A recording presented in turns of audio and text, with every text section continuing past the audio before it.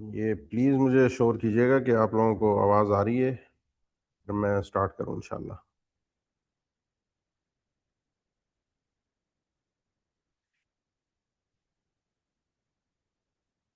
جی، اللہ تعالیٰ برکت دے، اللہ تعالیٰ آپ بھائیوں کو جزائے خیر دے۔ ان الحمد للہ نحمدہ ونستعینہ ونستغفرہ ونعوذ باللہ من شرور انفسنا ومن سیئات اعمالنا، من یہدہ اللہ فلا مضل له ومن یضلل فلا هادی له، واشهد ان لا الہ الا اللہ وحدہ لا شریک له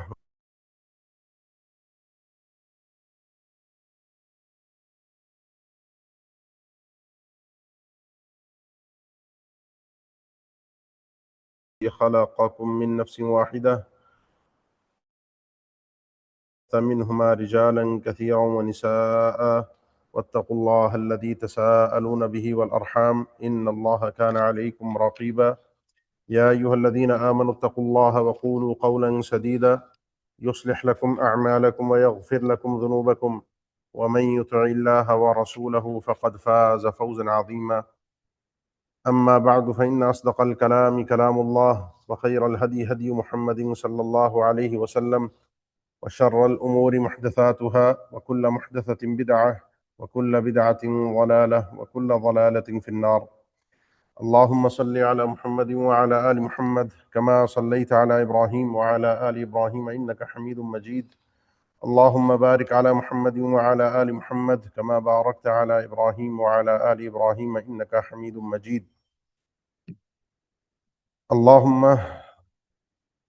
ربنا آتنا في الدنيا حسنة وفي الآخرة حسنة وقنا عذاب النار رب اشرح لي صدري ويسر لي أمري واحلل عقدة من لساني يفقه قولي سبحانك لا علم لنا إلا ما علمتنا إنك أنت العليم الحكيم۔ آپ سب احباب کو خوش آمدید اس مبارک سلسلے میں، جو کہ رمضان کی تیاری کے حوالے سے مختلف یہ پروگرامز ناجحون جو انسٹیٹیوٹ ہے، ان ادارے کے جو رفقا ہیں، انہوں نے اس کا اہتمام کیا ہے۔ اللہ تعالیٰ ان بھائیوں کے، ان منتظمین کے اخلاص میں، ان کے اعمال میں، ان کی جہود میں برکتیں عطا فرمائے، اور آپ حضرات جو یہ سماعت فرما رہے ہیں، اللہ تعالیٰ آپ بھائیوں کا اپنا وقت نکال کے ان چیزوں کو سننا، سمجھنا اور عمل کے لیے کوشش کرنا، اللہ تعالیٰ ہم سب کو اس کی برکتیں عطا فرما دیں انشاءاللہ الرحمن۔ موضوع آپ سب بھائیوں کے سامنے ہے، رمضان اور دعا۔ اس سلسلے میں انشاءاللہ ہم جو گفتگو کا وقت ہے اسی میں انشاءاللہ اپنی گفتگو پوری کرنے کی کوشش کریں گے، اور 3 بنیادی نکات پر ہماری بات ہوگی۔ ڈائریکٹ ہم اپنے ٹاپک میں داخل ہوں گے، اور جو پہلا ہمارا مسئلہ ہے اس مسئلے میں جس میں ہم نے گفتگو کرنی ہے، وہ ہے رمضان کا، روزوں کا دعا کے ساتھ تعلق، کیونکہ رمضان میں اہم ترین چیز روزے ہیں، اس کا تعلق کیا ہے، اور پھر دعا کس طریقے سے کرنی ہے، اور تیسری چیز ہوگی کہ اپنی دعاؤں کو قبول کیسے کروانا ہے۔ رمضان کا دعا کے ساتھ تعلق پہلی چیز، دوسرے نمبر پر انشاءاللہ ہم یہ سمجھیں گے کہ دعا کیسے کرنی ہے، اور تیسرے نمبر پر اپنی دعاؤں کو قبول کیسے کروانا ہے، ہم نے کیسے کوشش کرنی ہے۔ اللہ تعالیٰ کا یہ فرمان ہے قرآن مجید میں، وَإِذَا سَأَلَكَ عِبَادِي عَنِّي فَإِنِّي قَرِيبٌ أُجِيبُ دَعْوَةَ الدَّاعِ إِذَا دَعَانِ فَلْيَسْتَجِيبُوا لِي وَلْيُؤْمِنُوا بِي لَعَلَّهُمْ يَرْشُدُونَ۔ یہ سورہ البقرہ کی آیت نمبر 184، اور اس آیت کا ترجمہ سادہ سا یہ ہے کہ وَإِذَا سَأَلَكَ عِبَادِي عَنِّي فَإِنِّي قَرِيبٌ، جب آپ سے میرے بندے یہ سوال کرتے ہیں میرے متعلق، وَإِذَا سَأَلَكَ عِبَادِي عَنِّي فَإِنِّي قَرِيبٌ، تو پھر میں قریب ہوں ان کے۔ أُجِيبُ دَعْوَةَ الدَّاعِ إِذَا دَعَانِ، میں قبول کرتا ہوں، جواب دیتا ہوں دعا کرنے والے کی دعا کا، اذا دعان، جب وہ دعا کرتا ہے، فَلْيَسْتَجِيبُوا لِي، تو انہیں بھی چاہیے پھر کہ وہ بھی میری باتوں کو، میرے احکامات کو قبول کریں، وَلْيُؤْمِنُوا بِي، اور مجھ پر ایمان لائیں، لَعَلَّهُمْ يَرْشُدُونَ، تاکہ یہ لوگ رہنمائی اور ہدایت پا سکیں، کامیاب ہو سکیں۔ یہ اس آیت کا سادہ سا ایک ترجمہ تھا۔ اور یہ آیت اس سے پہلے والی آیات 3 اور اس کے بعد جو ایک آیت ہے، یہ سب رمضان اور روزوں کے مسائل سے تعلق رکھتی ہیں۔ 4 آیات اس آیت سے پہلے، یا ایھا الذین آمنوا کتب علیکم الصیام، اس آیت سے سورہ بقرہ میں صیام کے مسائل شروع ہوتے ہیں، روزوں کے مسائل شروع ہوتے ہیں۔ اللہ تعالیٰ نے 4 آیات میں روزوں کے مسائل ذکر فرمایا، رمضان کے مہینے کی فضیلت اور اس کا قرآن سے تعلق ذکر فرمایا، اور اس کے بعد پھر یہ آیت ہے، اور اس کے بعد پھر احل لکم لیلۃ الصیام الرفث الی نسائکم، پھر یہ احکامات صیام کے تعلق سے یہ آیات ہے۔ درمیان میں جو یہ آیت ہے وَإِذَا سَأَلَكَ عِبَادِي عَنِّي فَإِنِّي قَرِيب، اس پہ امام ابن کثیر نے اور دیگر اہل علم نے ذکر کیا ہے کہ یہ آیت جو ہے، اس کا احکامات صیام کے درمیان میں آنا، دعا کی آیت کا احکامات صیام کے، روزوں کے احکامات کے بیچ میں آنا، اس بات کی طرف اشارہ ہے کہ ہمیں شدت کے ساتھ دعا کرنی چاہیے، پوری کوشش اور اہتمام کے ساتھ، عند اکمال العدہ، جب یہ رمضان پورا ہو، بل وعند کل فطر، بلکہ ہر روزے کے اختتام پر۔ تھوڑا سا سمجھیے گا اس بات کو، اللہ کے نبی صلی اللہ علیہ وسلم کا فرمان ہے،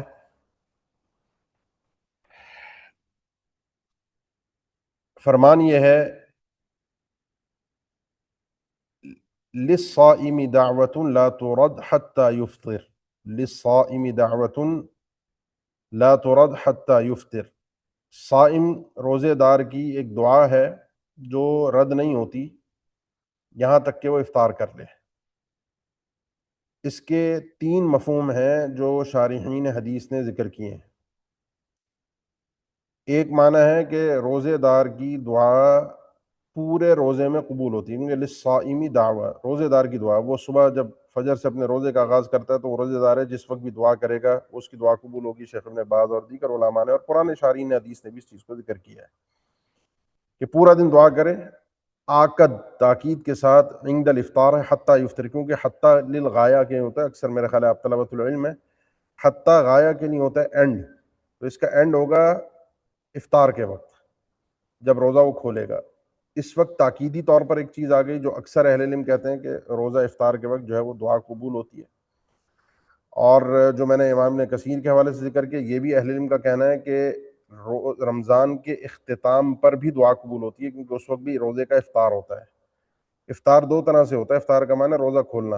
تو آپ روز بھی روزہ کھولتے ہیں وہ بھی افطار ہے، اور جب رمضان کا مہینہ پورا ہوتا ہے، کیونکہ اس سے پچھلی آیت میں وَلِتُكْمِلُوا الْعِدَّةَ وَلِتُكَبِّرُوا اللَّهَ عَلَى مَا هَدَاكُمْ وَلَعَلَّكُمْ تَشْكُرُونَ، اپنی اس عدت کو پورا کرو، اس گنتی کو پورا کرو، جو گنتی جو ہے وہ ان دنوں میں رمضان کے مہینے کی جو گنتی ہے ہم اس کو گنتے ہیں 29 یا 30 دن، تو اس کے ساتھ جوڑا ہے کہ اس کے اختتام پر بھی دعا کرنی ہے، رمضان کے اختتام پر، روزے کے اختتام پر، بلکہ پورے روزے میں، یہ ہمیں آیت بتاتی ہے۔ تو پہلا تو یہ رمضان کے ساتھ اس دعا کا تعلق ہے کہ روزے کے اندر دعا کرنا یہ روزے دار کے لیے قبولیت کا ایک موقع ہے، جس طرح کہ اللہ تعالیٰ نے کچھ مواقع رکھے ہیں، کچھ اوقات رکھے ہیں اور کچھ جگہیں رکھی ہیں کہ جن اوقات میں، جن موقعوں پر، جن احوال میں انسان کی دعا قبول ہوتی ہے۔ جو جگہیں ہیں ان میں مسجد حرام ہے، ان میں عرفات ہے، عرفات کا دن بھی ہے، اسی طریقے سے اوقات میں جمعے کے دن کی وقتی ایک گھڑی ہے، احوال کے اندر مسافر کی حالت ہے، تو یہ احوال، ازمنہ اور اماکن، یہ دعا کی قبولیت کے نہیں ہے، ایک پورا ایک الگ ٹاپک ہے یہ۔ تو روزے دار کی ایک حالت ہے، روزے دار کا ایک وقت ہے جس وقت میں اس کی دعا جو ہے وہ پورا دن میں رب العالمین قبول فرماتا ہے، اور تاکید کے ساتھ یہ دعا قبول ہوتی ہے جب یہ انسان کا اختتام کا وقت قریب پہنچتا ہے۔ اب تھوڑا سا میرے ساتھ اس آیت کے اوپر توجہ دیجیے گا تاکہ آپ کو بات سمجھ میں آئے۔ دیکھیں آیت کا بڑا خوبصورت اللہ تعالیٰ کا اس میں بڑا فرمان ہے، وَإِذَا سَأَلَكَ عِبَادِي عَنِّي، جب آپ سے میرے بندے میرے بارے میں سوال کرتے ہیں۔ تو آپ دیکھیں قرآن مجید میں جہاں کہیں بھی اس طرح کے سوالات ہیں نا کہ يسألونك عن الشهر الحرام قتال فيه قل قتال فيه كبير يسألونك ماذا ينفقون، اس سورہ بقرہ میں کئی ایک سوالات ہیں جو اللہ تعالیٰ نے ذکر فرمایا کہ یہ لوگ آپ سے سوال پوچھتے ہیں کیا خرچ کریں، یہ لوگ آپ سے سوال پوچھتے ہیں اشہر الحرم میں قتال کے متعلق، ان کے سوالات ہیں۔ قل، اے اللہ کے نبی صلی اللہ علیہ وسلم آپ ان کو جواب دیجئے، قل کے واسطے کے ساتھ بات ہوئی ہے، لیکن اہل علم نے ذکر کیا ہے کہ بعض مفسرین نے کہ یہاں پر اللہ تعالیٰ نے یہ نہیں کہا کہ وَإِذَا سَأَلَكَ عِبَادِي عَنِّي فَقُلْ لَهُمْ إِنِّي قَرِيب، قل لہم نہیں ہے، قل نہیں ہے،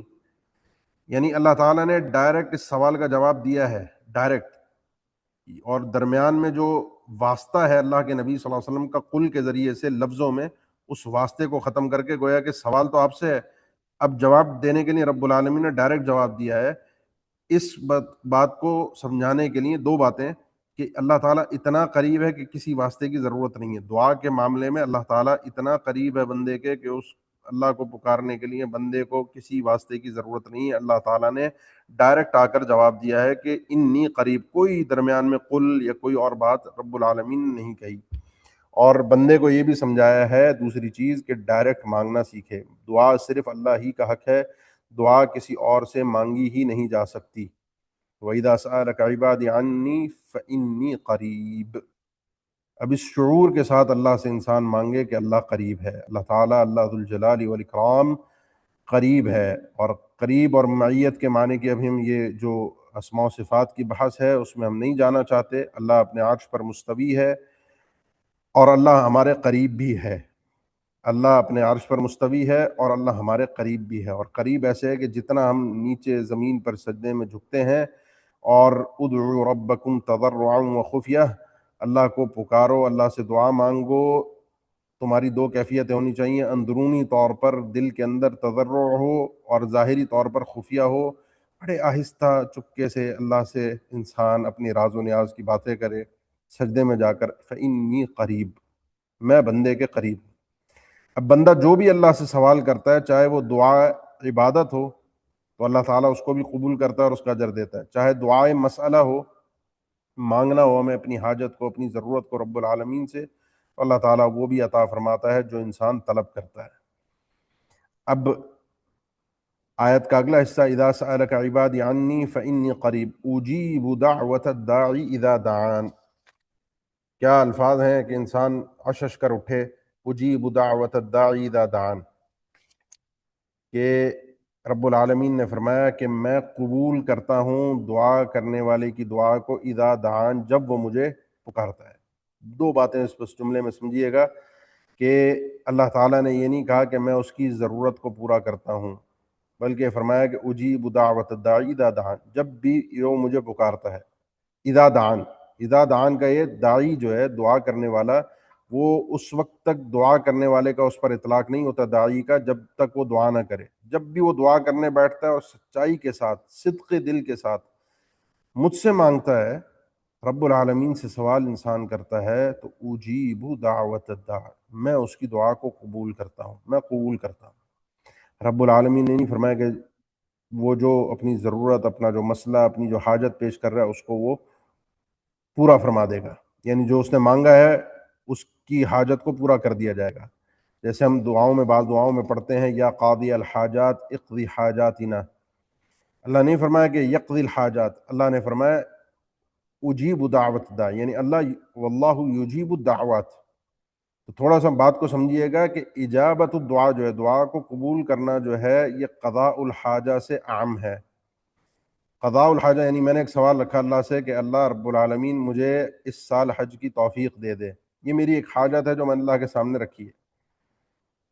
قضاء حاجت اور دعا کی قبولیت، قضاء حاجت دعا کی قبولیت کے اندر شامل ہے۔ رب العالمین دعا ہر مومن کی قبول فرماتا ہے جب وہ دعا کی شرائط کو پورا کرے، اس کے اندر جو رکاوٹیں ہیں ان کو ختم کرے، آداب دعا کو پورا کرے، تو دعا ہر مومن کی قبول ہوتی ہے، دعا ہر مومن کی قبول ہوتی ہے۔ قضاء حاجت ضروری نہیں ہے، یعنی دعا کے قبول ہونے سے یہ مقصود نہیں ہے کہ آپ نے جو مانگا ہے وہ آپ کو مل جائے گا، دعا 100% قبول ہوگی۔ اسی لیے بعض اہل علم کہتے ہیں کہ اللہ تعالیٰ نے جو دوسرے مقام پہ قرآن مجید میں فرمایا ہے کہ فَيَكْشِفُ مَا تَدْعُونَ إِلَيْهِ إِن شَاءَ، فَيَكْشِفُ مَا تَدْعُونَ، جب تم اللہ سے مانگتے ہو تو اللہ تعالیٰ کشف کر دیتا ہے جو کچھ تم اس سے پکار کے مانگتے ہو، اگر وہ چاہے، یعنی اللہ کی مشیت ہے، اللہ تعالیٰ چاہے تو تمہاری دعاؤں کو قبول کر لے، لیکن یہ آیت سبحان اللہ یہ آیت ہے مشرکین کے بارے میں. اللہ چاہے تو مشرکین کی دعاؤں کو قبول کر لے، تو یہ اللہ نے وہاں اپنی مشیت کو ذکر کیا. چاہے گا تو قبول کرے گا، چاہے گا تو قبول نہیں کرے گا. لیکن مومن کی جو دعا ہے اس میں اللہ تعالیٰ نے اپنی مشیت ذکر نہیں کی. فرمایا وہ دعا یعنی اللہ نے اپنا ارادہ ذکر فرما دیا کہ مومن کی دعا تو ہے ہی قابل قبول، اس نے اگر مانگا ہے تو وہ قابل قبول ہے. اسی لیے سیدنا ابو ہریرہ سے اور کئی ایک اسلاف سے یہ قول مروی ہے ان کا کہ مجھے اس بات کا ہم نہیں ہے، مجھے اس بات کی پریشانی نہیں ہے کہ ما اخاف ان احرم الاجابہ، مجھے اس بات کا ڈر نہیں ہے کہ میری دعا قبول نہیں ہوگی، ولیکنی اخاف ان احرم الدعاء، مجھے ڈر اس چیز کا ہے کہ میں دعا سے محروم نہ کر دیا جاؤں. دعا کروں گا، اگر مومن ہے آگے جو دعا کی قبولیت کی شرائط ہیں وہ پوری ہو رہی ہیں تو دعا 100% قبول ہے،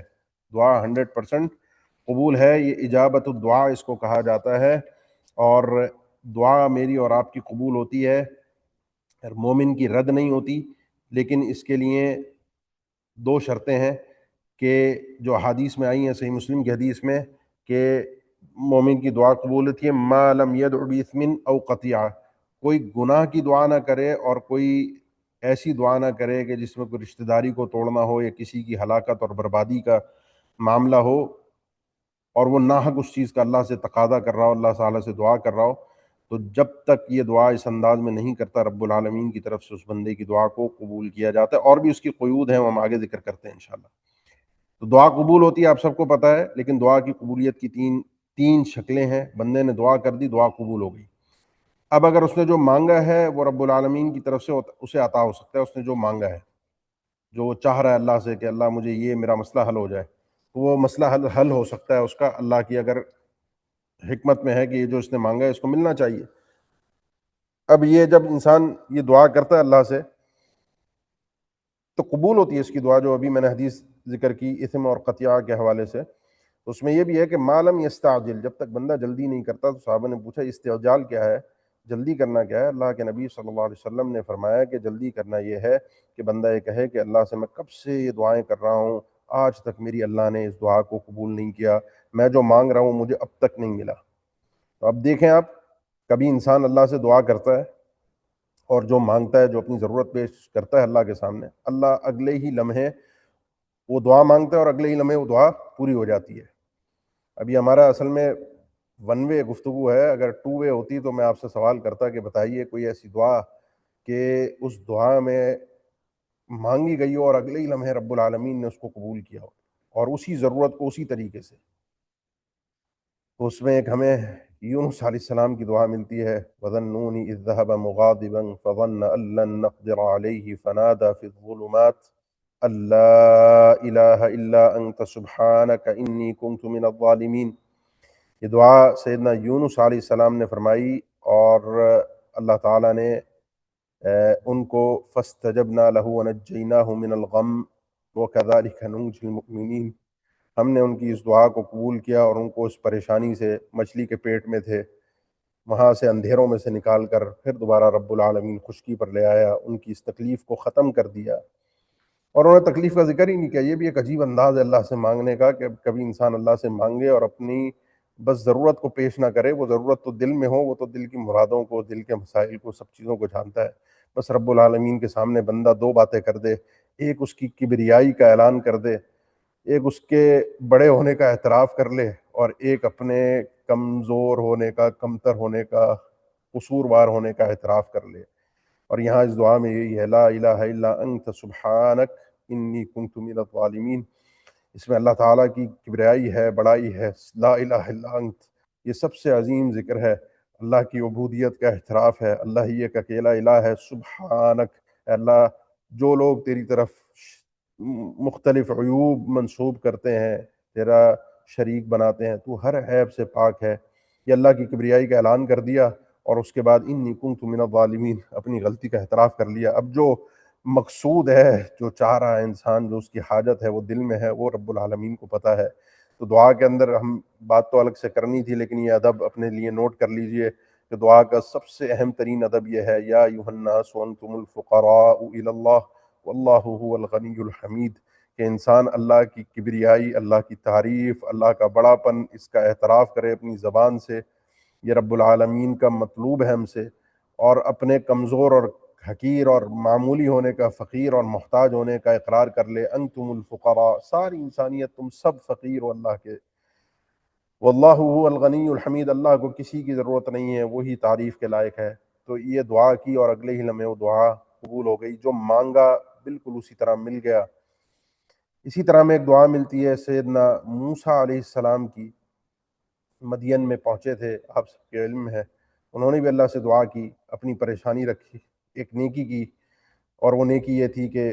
چند ضرورت مند دو عورتیں کھڑی تھیں، ان کو اپنی بکریوں کے ریوڑ کو پانی پلانا تھا۔ وہ نیکی کر کے ان سے کچھ نہیں مانگا، ان سے کچھ نہیں،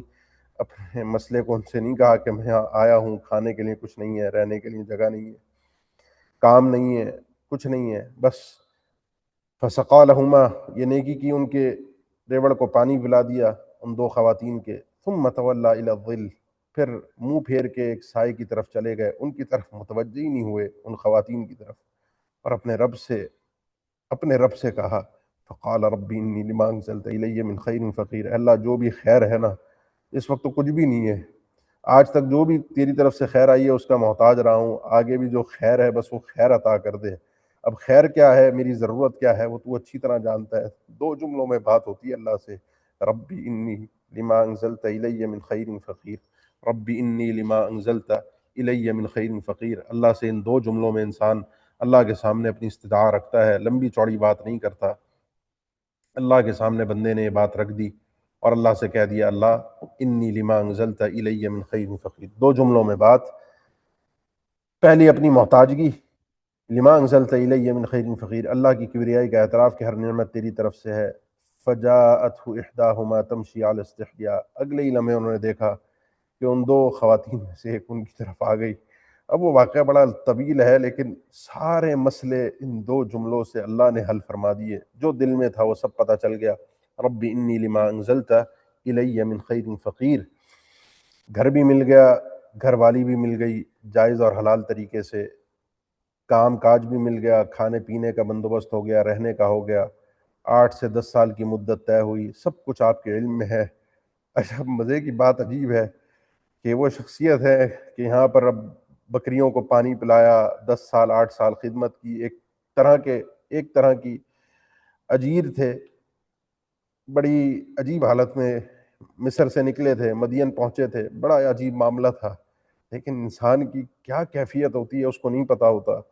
اس کیفیت کے بعد آپ دیکھیں جب یہاں سے نکلے تو یہ موسیٰ علیہ السلام کلیم اللہ بن گئے، اللہ نے ان سے کلام کیا،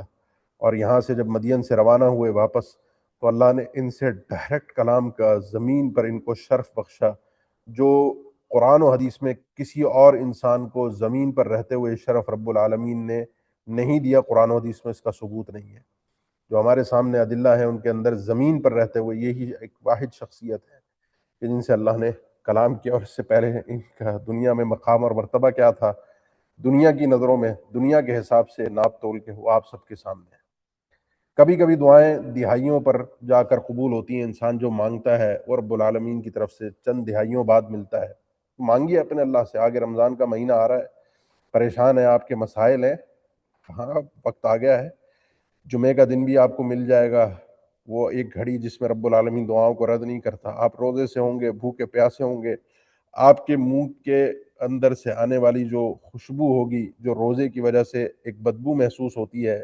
معدے کے خالی ہونے کی وجہ سے، وہ رب العالمین کو ریح المسک سے بھی زیادہ، مسک سے بھی زیادہ پاکیزہ لگتی ہے۔ اس کیفیت کے اندر انسان اپنے رب سے مانگے، کسی کے پاس بارش ہو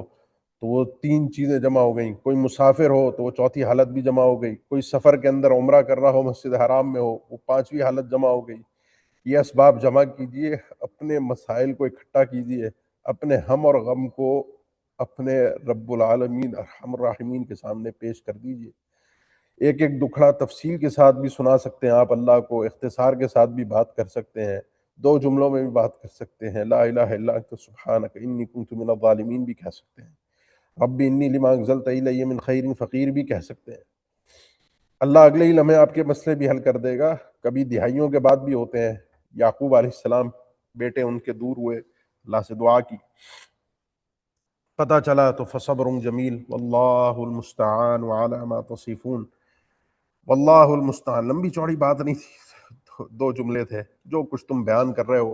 میں تو بس اللہ سے ہی مدد مانگتا ہوں، اللہ ہی میرا مددگار ہے، اللہ ہی ان مسئلوں کو حل فرمائے گا۔ پھر کیا ہوا، دہائیاں لگیں، 30 سے 40 سال کا عرصہ، لیکن وہ بیٹا ان کی نگاہوں سے دور نہیں ہوا۔ رب العالمین رب العالمین نے ملوا دیا۔ اللہ کی تدبیریں ہیں،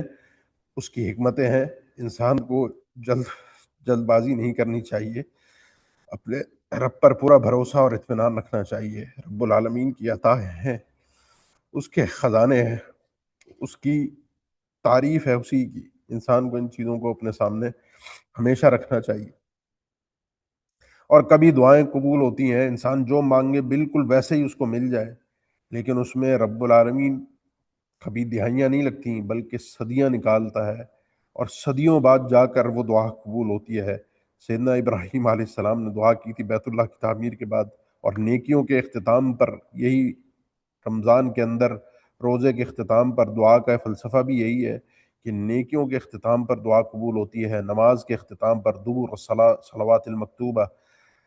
فرض نمازوں کے اختتام پر ہم جب اتحیات میں بیٹھے ہوتے ہیں وہ وقت قبولیت ہوتا ہے، اس وقت انسان دعا کرے۔ حج کے اختتام پر اللہ تعالیٰ نے دعا کی قبولیت کی تعلیم دی۔ ابراہیم علیہ السلام نے بیت اللہ کی تعمیر کی، ایک اللہ کے سامنے پھر التجا رکھی کہ اللہ گھر تو بنا دیا ہے، گھر بنانا لیکن اس کو آباد کرنا، اس کی تعمیر، روحانی تعمیر زیادہ ضروری ہے۔ تو ربنا وبعث فیہم رسولا منہم، اللہ ان کے نفسوں میں سے، یار آباد ہونے والوں میں سے ایک رسول ان کے اندر بھیجنا جو ان کے سامنے تیری آیات پڑھ کے سنائے، ان کا تزکیہ کرے، ان لوگوں کو صاف ستھرا کرے، اندر کی غلاظتوں سے پاک کرے، دل کی بیماریوں کو صاف ستھرا کرے، ان کی آخرت کی کامیابی کا فارمولہ وہ بندہ پیش کرے۔ کئی دہائیاں نہیں، کئی صدیوں کے بعد جا کر رب العالمین نے اس دعا کو قبول فرمایا محمد الرسول اللہ صلی اللہ علیہ وسلم کی شکل میں۔ تو یہ دعا کا ایک قبول ہے کہ جو مانگے وہ انسان کو مل جائے، کب ملے گا یہ میرے رب کا فیصلہ ہے، وہ اگلے لمحے دے دے، وہ چند دنوں کے بعد دے دے، چند سالوں کے بعد دے دے۔ انسان اپنے حساب سے تو جلد بازی کرتا ہے، ہم سب کرتے ہیں، لیکن عطا الہی ہے، وہ حکیم ہے، وہ اپنی حکمت سے عطا کرتا ہے، اس کے فیصلے ہیں، اسی کی تدبیر ہے۔ الا لہ الخلق والامر وتمت کلمۃ ربک صدقا وعدلا۔ لہذا دعا جو مانگا ہے وہ قبول ہو جائے، اور اسی کو مستجاب الدعوات کہتے ہیں، اسی کو مستجاب الدعوات کہتے ہیں۔ اور دوسری شکل یہ ہوتی ہے کہ انسان جب مانگتا ہے تو جو مانگتا ہے وہ رب العالمین کی طرف سے قبولیت کی شکل میں، وہ اچھی چیز نہیں ہوتی، کیونکہ میرا پروردگار ارحم الراحمین ہے، وہ میرے لیے بہتر، اس کے فیصلے ہیں، میں نہیں جانتا کہ کیا میرے لیے چیز بہتر ہے۔ تو رب نے جو میرے لیے فیصلہ کیا ہے اس کو میں قبول کروں، اور میرے رب نے میری دعا کو قبول کر کے کسی برائی کو، کسی شر کو، کسی آفت کو، کسی بیماری کو، کسی مصیبت کو جو کہ میری زندگی میں آنی تھی، اس دعا کی برکت سے ٹال دیتا ہے۔ وہ چیز جو میں نے مانگی ہے وہ نہیں ملی، لیکن کوئی آفت، کوئی پریشانی، کوئی مصیبت، دعا قبول ہو گئی اور رب نے اس کو ہٹا دیا، جو کہ مسند احمد اور دیگر کتب حدیث میں قبولیت دعا کے طریقے ہیں۔ اور کبھی رب العالمین جو ہے وہ اس دعا کو قبول فرماتا ہے، اور آپ کے اور میرے لیے سب سے اہم موقع اس کے لیے سنبھال کے رکھتا ہے، اور وہ اہم ترین موقع ہے کل قیامت کے دن نیکیوں کی ضرورت کا، کہ جس وقت میں نیکیوں کے لیے شدید، ابھی مجھے نہیں احساس کہ مجھے نیکیاں چاہیے، میرے لیے اجر کی، مجھے نام اعمال میں ضرورت ہے، مجھے احساس ہی نہیں۔ تو جس دن مجھے شدت کے ساتھ اس کا احساس ہوگا نا، میری آنکھیں پھٹی کی پھٹی رہ جائیں گی، کہ جب میرے نام اعمال میں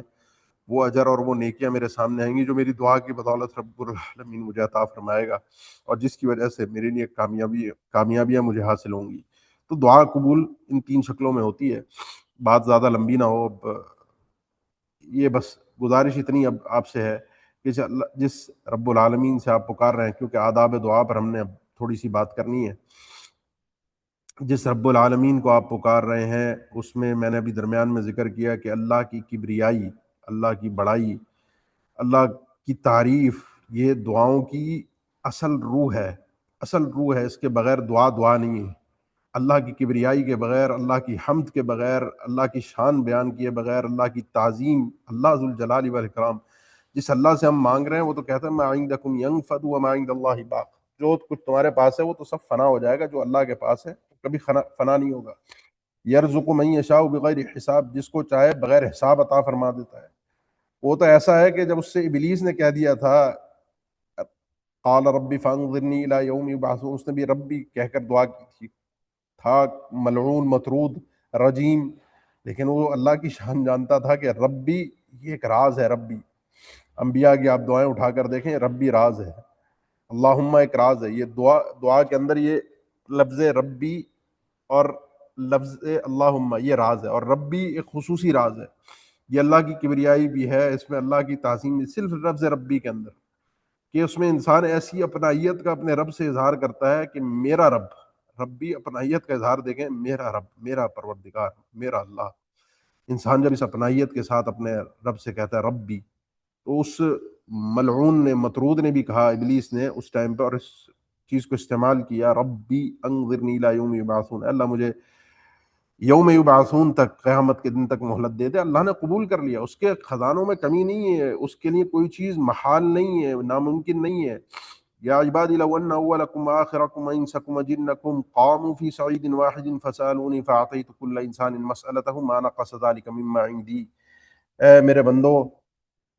تم سب اول و آخر، تمہارا انس و جن ایک میدان میں اگر کھڑے ہو جائیں اور مجھ سے سوال کریں،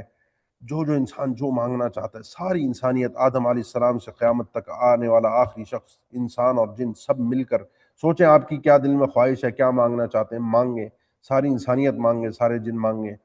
ان سب انسانوں کو میں دے دوں جو انہوں نے مانگا ہے، جیسا مانگا ہے وہ دے دوں گا، میرے خزانوں میں، بادشاہت میں اتنی کمی بھی نہیں آئے گی۔ جا کر دیکھو، اگر ایک سوئی کو سمندر میں لے جا کر ڈبو اور اس کو واپس باہر نکالو تو دیکھو فَلْيَنْظُرْ أَحَدُكُمْ بِمَا يَرْجِعُ، اس سوئی نے اس پانی کے اندر کتنی کمی کی ہے، کتنا سمندر کے پانی کو کم کیا ہے۔ جائیں کبھی سمندر نہ، تو اللہ کے نبی صلی اللہ علیہ وسلم کے ان فرامین کے ساتھ جیا کریں، سمندر میں جائیں اور پانی، سوئی کو پانی کے اندر ڈبوئیں، نکالیں، ایک قطرہ اس کے ساتھ آئے گا اور وہ بھی ٹپک کر نیچے تک پہنچے گا اور ٹپک کر واپس سمندر میں گر جائے گا۔ یہ زیادہ کمی ہوگی اللہ کے خزانوں میں، سب کو دینے کے بعد اتنی کمی بھی نہیں ہوگی۔ جس اللہ سے ہم مانگ رہے ہیں اس کی شان یہ ہے، تو اللہ کے ساتھ پھر ان کے ساتھ نہیں مانگا جاتا، ان اگر، اور یہ سوچ کر کہ یہ تو میں نے کوئی ایسی چیز مانگ دی ہے کہ وہ رب العالمین دے نہیں پائے گا، رب العالمین عطا نہیں کر پائے گا، یہ تو ہو نہیں سکتا۔ انسان مانگے اللہ سے، یہ نہ سوچے میرا کام ہے مانگنا، دینا اس کا کام ہے، وہ کیسے دے گا، کہاں سے دے گا، اس کی ٹینشن اگر میں نے لینی ہے تو پھر تو یہ رب والے کام میں خود کر رہا ہوں، میں خود رب بننے کی کوشش کر رہا ہوں۔ وہ کیسے دے گا وہ اس کا کام ہے، میں نے مانگنا ہے، وہ اس کی عطا ہے، وہ رب العالمین پھر اپنی شان سے عطا کرتا ہے، اپنی تدبیر سے عطا کرتا ہے۔ بہرحال میں مختصراً ذکر کر دوں کہ دعا کے کچھ آداب ہیں جو ہونے چاہیے، اور کچھ آداب ہیں، کچھ ایسی چیزیں جو نہیں ہونی چاہیے۔ ایمان شرط ہے، آداب میں یہ ساری چیزیں جو ابھی آپ کے سامنے ذکر ہوئیں، کہ اللہ تعالیٰ کی حمد ہو، اللہ کے نبی صلی اللہ علیہ وسلم پر صلاۃ و سلام ہو، یہ اسم اعظم کے ذریعے سے دعا ہو، دعا کے اندر اخلاص ہو۔ اخلاص کا مطلب یہ ہے کہ صرف اللہ سے مانگنا، پورے یقین کے ساتھ اللہ سے مانگنا، تضرع ہو، ادعوا ربکم تضرعا، اندر سے، تضرع کا مطلب یہ اندر سے پورا انسان عاجزی ہو، اپنے آپ کو ٹوٹا ہوا، کمزور، کمتر، حقیر اللہ کے سامنے پیش کرے، اور حقیقت میں ہے انسان تو اس چیز کو اللہ کے سامنے پیش کرے۔ الحاح ہو، الحاح کا معنی بار بار اپنی دعاؤں کو بار بار اللہ کے سامنے رکھنا۔ جب اللہ کے نبی صلی اللہ علیہ وسلم نے فرمایا 3 بار جب کوئی شخص اللہ سے جنت کا سوال کر لے تو رب العالمین کی طرف سے جنت اسے عطا ہو جاتی ہے۔ یہ الحاح ہے، اپنی التجا کو، اپنی باتوں کو بار بار اللہ کے سامنے رکھنا۔ اسی طریقے سے دعا فی الرخاء، یہ آداب ہیں کہ جب انسان آسودہ حال ہو، خوش ہو، خوشی کا موقع ہو، رب کی طرف سے عطائے انعامات آ رہے ہوں، اس موقع پر دعا کرنا، کیونکہ قرآن مجید میں آپ اکثر پڑھتے ہیں کہ رب العالمین نے ہماری انسانوں کی فطرت ذکر فرمائی ہے کہ جب ان پر کوئی تکلیف اور پریشانی آتی ہے تو صبح شام اللہ کو پکارتے ہیں۔ جب کوئی تکلیف آتی ہے، پریشانی آتی ہے، تو اپنے پہلوؤں پر لیٹ کر وہ درود، وظیفے، چلے، سب کچھ ہم کرتے ہیں، اور جب اللہ تعالیٰ ان کی مشکل کو دور کر دیتا ہے تو تو ایسے گزرتے ہیں مر کألم یدعونا الی ضر مسا، جیسے کبھی اس نے اللہ کو پکارا ہی نہ ہو، کوئی تکلیف ہی نہ ہو۔ تو اپنی خوشحالی کے دنوں میں اللہ کو پکارنا، آہستہ آواز میں اللہ کو پکارنا، اللہ، یہ دعائیں چیخ چیخ کر محفلیں لگا کر اور لمبی لمبی دعائیں محفلوں کے اندر کرنا، یہ کوئی اتنا پسندیدہ عمل نہیں ہے۔ ہمارے یہاں فیشن اور رواج میں چیزیں آ گئی ہیں کہ لوگ اکٹھے ہوتے ہیں اور دعاؤں کی درخواستیں کرتے ہیں۔ رمضان میں خاص طور پر تکمیل قرآن اور دیگر موقعوں پر لمبی لمبی دعائیں ہوتی ہیں۔ دعاؤں میں اصل جو یقین جانیے روح ہے نا دعا کی، وہ تنہائی ہے، آہستہ ہے، اللہ کو بڑے پیار محبت سے پکارنا ہے، اللہ تعالیٰ کے خوبصورت خوبصورت ناموں کا واسطہ دے کر اللہ سے مانگنا ہے۔ جو دعا مانگ رہے ہیں اس کے حساب سے کوئی اللہ کا نام جو اللہ کے ناموں میں ہے اس کا وسیلہ دیں، یا جو اللہ کا نام ہے اس کو سامنے رکھ کر اللہ سے کچھ مانگ لیجیے۔ جوامع الکلم دعاؤں کے اندر محبوب ہیں۔ دعاؤں کے اندر یہ آگے بات ہم نے کرنی ہے، ویسے مختصر میں ذکر کر دیتا ہوں۔ اعتداء کیونکہ نہیں ہونا چاہیے، تو لمبی لمبی دعائیں، اس کے اندر تفصیلات اور ایک ایک جزیات، یہ اللہ تعالیٰ سے مانگنے کا ادب نہیں ہے۔ سیدنا عبداللہ ابن مغفل رضی اللہ تعالیٰ عنہ، سنن نبی داؤد کی حدیث ہے، انہوں نے اپنے بیٹے کو دیکھا دعا کر رہا تھا، اللہم انی اسألک القصر الابیض فی یمین الجنہ اذا دخلتها، اللہ میں ایک تجھ سے سفید محل کا جنت میں دائیں جانب پہ ایک سوال کرتا ہوں اور جب میں اس میں داخل ہوں۔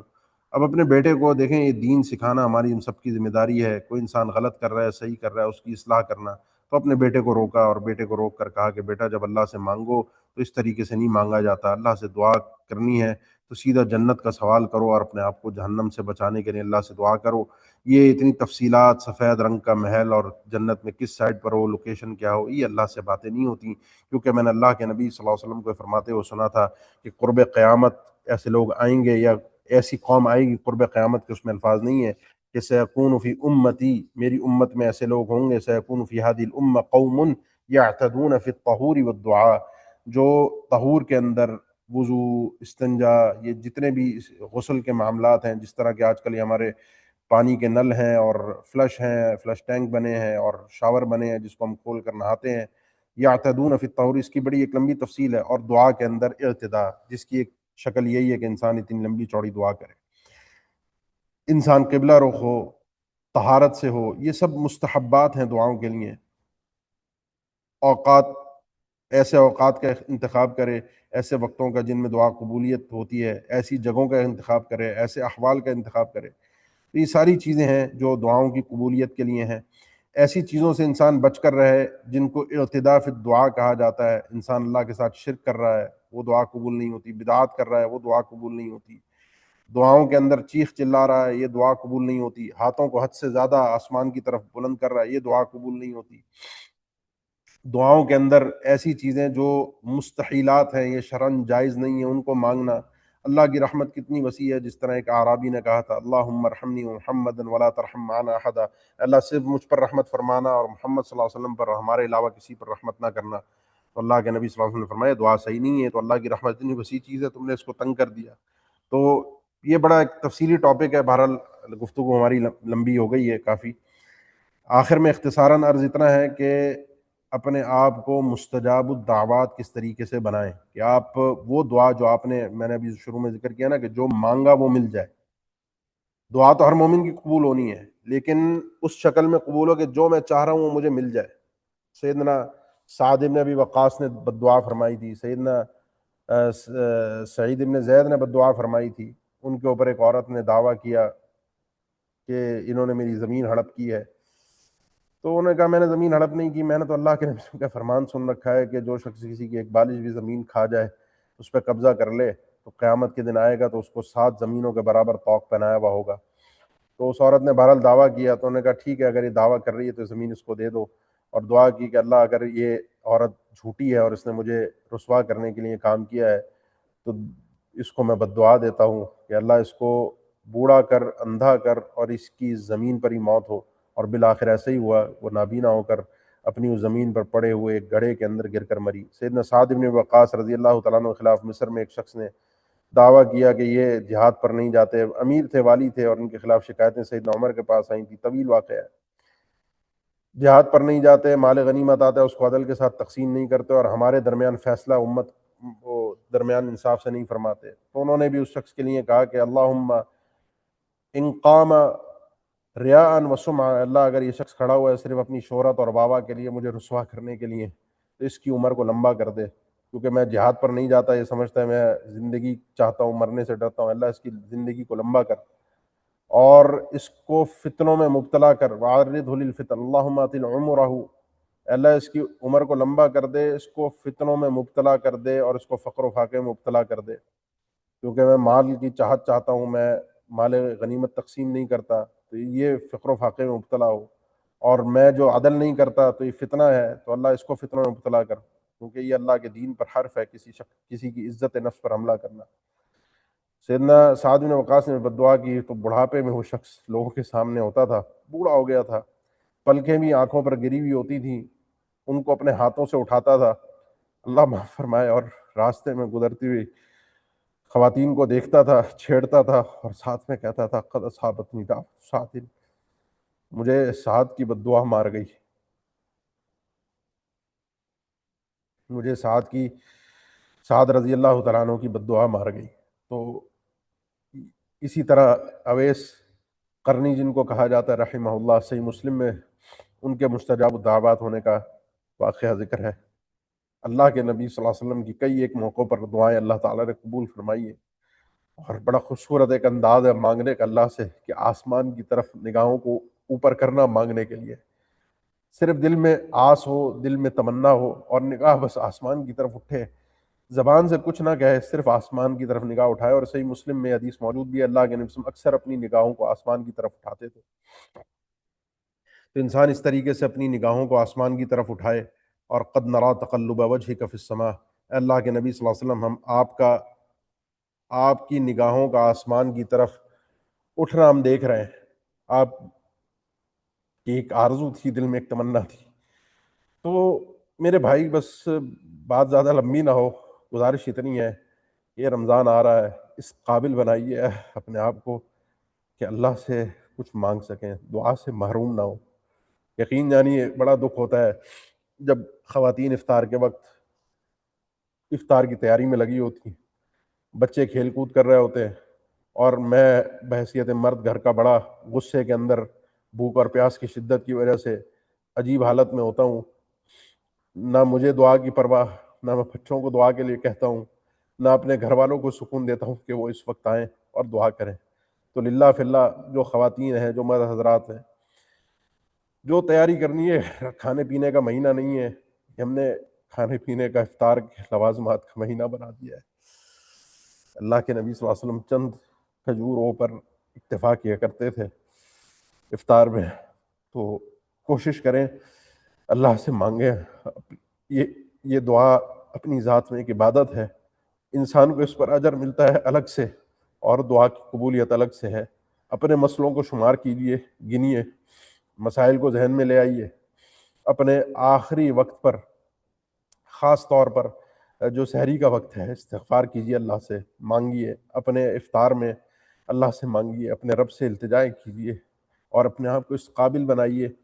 کہ اللہ میری دعاؤں کو قبول کر لے۔ مستجاب الدعوات بننا آسان بھی ہے اور مشکل بھی ہے۔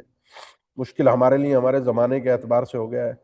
اور آسان اس اعتبار سے ہے کہ رب العالمین پر ایمان ہو، اللہ تعالی ہمیں اعمال صالحہ کی توفیق دے، اللہ تعالی ہماری نیکیوں کو قبول فرما لے، اللہ ہمیں ایسا بنا دے کہ ہم اللہ جس طرح ہمیں دیکھنا چاہتا ہے، جو ہمیں اس نے احکامات دیے، ہم اس طرح بن جائیں۔ تو یقین جانی رب اغبر و اشحاث لو اقسم علی اللہ لا برہ، کتنے ہی ایسے ہوتے ہیں جن کے کوئی چہرے بھی اچھے نہیں ہوتے، بال مٹی میں ہوتے ہیں، جسم پر کپڑوں پر بھی مٹی لدی ہوئی ہوتی ہے، بال بکھرے ہوئے ہوتے ہیں، اور وہ اللہ کی قسم اٹھا کر اگر کوئی بات کہہ دیں تو اللہ تعالیٰ ان کی دعا کی، ان کی اس قسم کی لاج رکھتا ہے اور دعا کو قبول فرماتا ہے۔ تو یہ ظاہری تصنع سے باہر آنا چاہیے ہمیں، اور اپنے دل کے احوال پر غور کر کے اپنے رب سے اپنے آپ کو مانگنے والا بنانا چاہیے۔ اللہ تعالیٰ ہم سب کی دعاؤں کو، حاجات کو قبول بھی فرما لے، اپنے آپ سے مانگنے والا بنا دے۔ اللہ تعالیٰ کی جو کبریائی، اللہ ذو الجلال کی جو عظمت ہے، اللہ تعالیٰ ہمیں سمجھنے کی اور اس کا اپنی زبان سے اقرار کرنے کی ہمیں توفیق بھی عطا فرما دے۔ میں انہی باتوں پر اکتفا کروں گا، باتیں تو اور تھیں کرنے کی، انشاءاللہ کبھی موقع ہوا تو انشاءاللہ کبھی پھر اس طرح کی کوئی بات ہوئی تو پھر آپ سے انشاءاللہ تفصیل سے بات کریں گے۔ اللہ تعالیٰ جو وقت میرا پورا ہو چکا ہے، آپ بھائیوں کا یہاں پر اس محفل میں جمع ہونا، یہ ہمارا ایک ڈیجیٹل ہم جمع ہوئے ہیں، آن لائن جمع ہوئے ہیں۔ اللہ تعالیٰ ہم سب کو جنت میں اکٹھا فرما دے، ہماری خطاؤں لرزشوں کو درگزر فرما دے۔ اللہ تعالیٰ اس ادارے کے جو قائمین ہیں، منتظمین ہیں، جو معاونین ہیں، اللہ تعالیٰ ان کی نیکیوں کو قبول فرما لے۔ اللہ آپ بھائیوں کو جو جمع ہوئے ہیں طلب علم کے لیے، آپ کی راہوں کو آسان فرما دے۔ رب العالمین ہمارے لیے دنیا اور آخرت کی تمام بھلائیاں عطا فرما دے۔ اللہ کے نبی صلی اللہ علیہ وسلم کی جو جامع ترین ادعیہ تھیں، جو آپ اکثر فرمایا کرتے تھے، ربنا آتنا فی الدنیا حسنہ وفی الآخرۃ حسنہ وقنا عذاب النار، میں اپنے لیے بھی یہ دعا کرتا ہوں اور آپ بھائیوں کے لیے بھی، ربنا آتنا فی الدنیا حسنہ وفی الآخرۃ حسنہ وقنا عذاب النار۔ اور اپنی اس محفل کا اختتام اللہ کے نبی صلی اللہ علیہ وسلم کی تعلیم کے مطابق اس دعا کے ساتھ، سبحانک اللہم ربنا وبحمدک، اشہد ان لا الہ الا انت، استغفرک واتوب الیک، والسلام علیکم ورحمۃ اللہ وبرکاتہ۔ میرا خیال ہے کوئی اس محفل میں سوال و جواب کا شاید سلسلہ تو نہیں ہوتا، تو اگر ہے ایڈمن مجھے آگاہ کر دیں، نہیں تو پھر میں بھی اجازت چاہوں گا انشاءاللہ الرحمن۔